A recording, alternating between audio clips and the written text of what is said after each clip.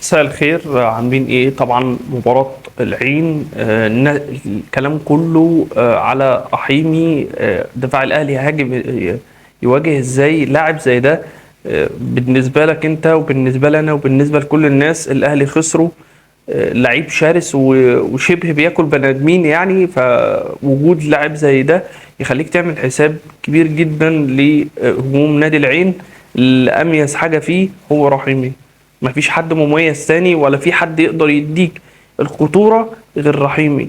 بتحركات رحيمي بتقدر اللعيبة ان هي تلعب له الكورة، فيقدر ان هو يستغلها ويجيب جون واثنين وثلاثة، وده باين تأثيره في ماتشات العين عامة.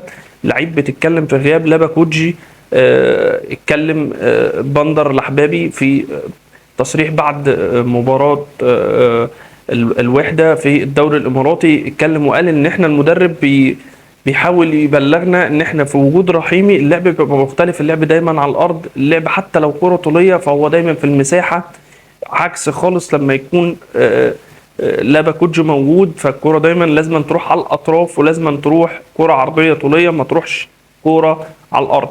ده فرق اختلاف قدرات، وده طبيعي جدا من المدرب ان هو يقول بلغ اللعيبه بيه. فاحنا هنشوف هنا رحيمي بيعمل حاجه دايما هوريها لكم مكرره في كل الماتشات، ايا كان الفرقه اللي بيلعبها ضعيفه قويه.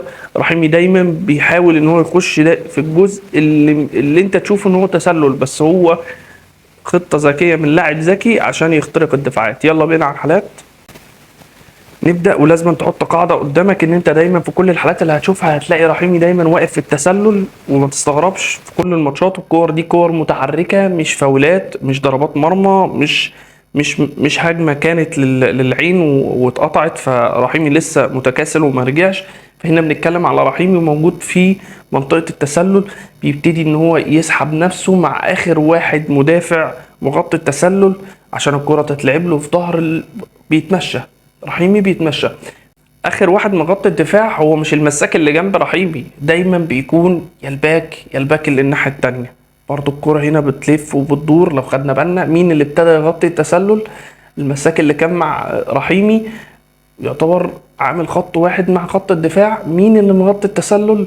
شبه مغطي التسلل، لسه هيغطي الباك اليمين. فبرضو رحيمي بيتسلل، برضو اللي مغطي التسلل الباك اليمين، ورحيمي هنا مش تسلل.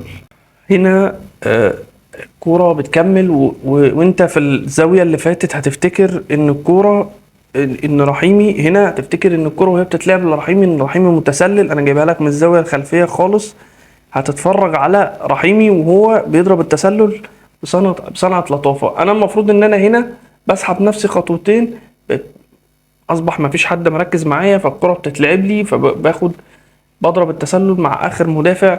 ممكن ما يكونش زي ما قلنا هو اللي ماسك رحيمي، ممكن يكون الباك او الباك الناحية التانية. الكرة اتلعبت له زي ما قلنا ورحيمي شاطها والكرة طلعت عالية خالص.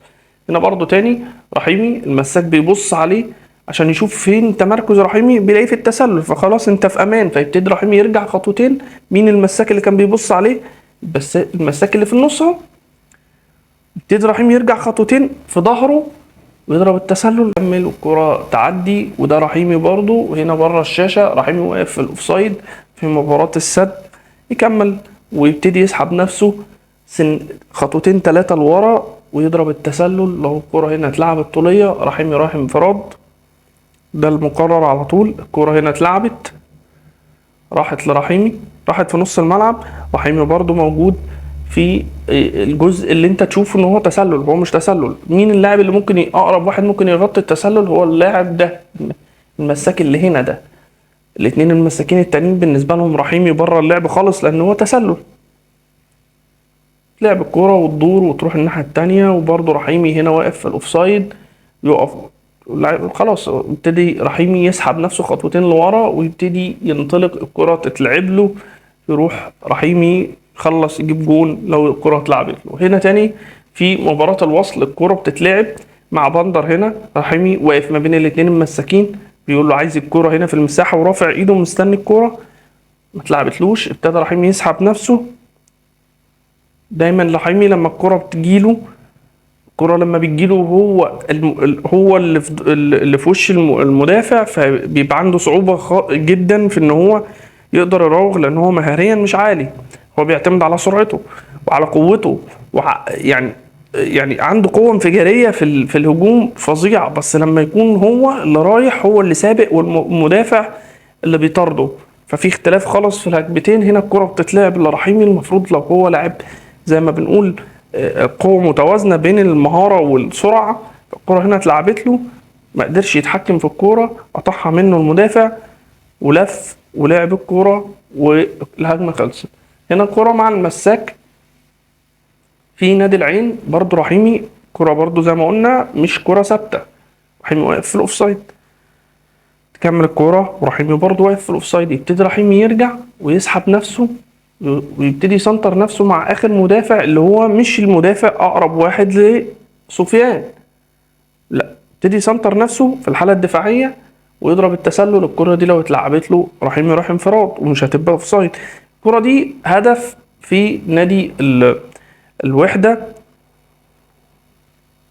الكرة هنا سفيان اهو، سفيان في الاوفسايد زي ما قلنا، الكرة بتتلعب راحت ناحية اليمين، برضه سفيان في الاوفسايد واخد نظر المدافعين، راحت ناحية بندر جات له الكورة، واول ما تجيله الكورة هيبتدي سفيان يخش في الجزء اللي مش اوفسايد وتتلعب له الكورة وتروح جون. الكورة دي مكررة. فن ضرب الاوفسايد يعني هو لعيب مميز فيه، يعني انت عشان تعتمد وتستنى ان انت تقول ان سفيان في الاوفسايد مش هيقدر ان هو يعمل خطورة عليا، لا، سفيان في الحالات دي يقدر يضربك، يقدر يجيب جون واتنين وتلاتة في دفاعات النادي الاهلي. السؤال هنا بقى، ياسر هيعمل ايه؟ رامي هيعمل ايه؟ عمر كمان عبد الواحد هيعمل ايه؟ ويحيى عطية الله هيعمل ايه في اللعيب ده اللي هو اشرس لعيبة نادي العين على الاطلاق. في الختام اتمنى التوفيق للنادي الاهلي، وباذن الله الاهلي كسبان. سلام.